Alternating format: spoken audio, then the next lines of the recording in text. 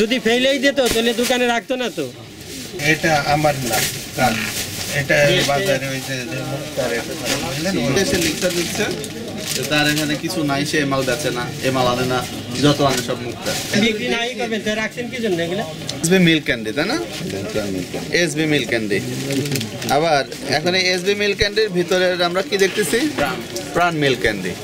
ঠিক আছে, এই যে প্রাণ মিল্ক ক্যান্ডি আপনার, এটা যখন গ্রামের কোনো দোকান ধরেন এটা কিনে নিয়ে যাবে, নিয়ে যেয়ে জাস্ট হচ্ছে এই প্যাকেটটা খুলে এই চকলেটগুলা আর একটা কৌটার মধ্যে দিয়ে দিবে। ঠিক আছে, আর একটা কৌটার মধ্যে দিলে হলো কি, যখন মানুষ কিনবে দেখবে যে প্রাণের মিল্ক ক্যান্ডি।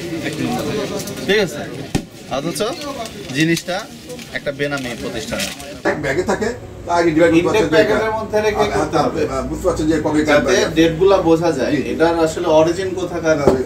এগুলা তো আপনি যখন বস্তা আবার ঢালবেন তখন তো আবার মাঠের অলরাউন্ডার আমি, আর ঘরের allrounder Tilex. Tilex toilet cleaner, clean মানেই টাইলক্স।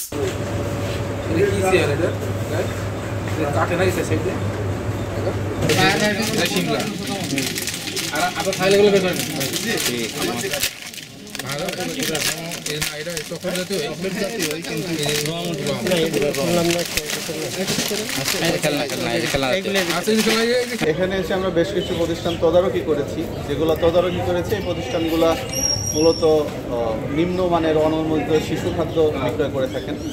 তো এদেরকে আমরা এর আগেও সতর্ক করেছি এবং সতর্কতামূলক জরিমানাও তাদেরকে করা হয়েছিল, কিন্তু এত সত্ত্বেও আইন অমান্য করে তারা একই ব্যবসা আরও অধিকতরভাবে করে যাচ্ছিলেন। তো আজকে আমরা এরকম দুটা প্রতিষ্ঠানকে, এই অননুমোদিত শিশু খাদ্য যেগুলোর কোনো ডেট নাই, কোনো অনুমোদন নাই, নিম্নমানের, তো এই সমস্ত পণ্য বিক্রয় অপরাধে আজকে আমরা দুইটা প্রতিষ্ঠানকে 90,000 টাকা জরিমানা করেছি। তাদেরকে আমরা পুনরায় সতর্ক করেছি এবং যে নিম্নমানের শিশু খাদ্যগুলো আমরা জব্দ করেছি সেগুলো আমরা জনসম্মুখে আগুনে পুড়িয়ে নষ্ট করে দিয়েছি। আর আমাদের এই অভিযান চলমান থাকবে।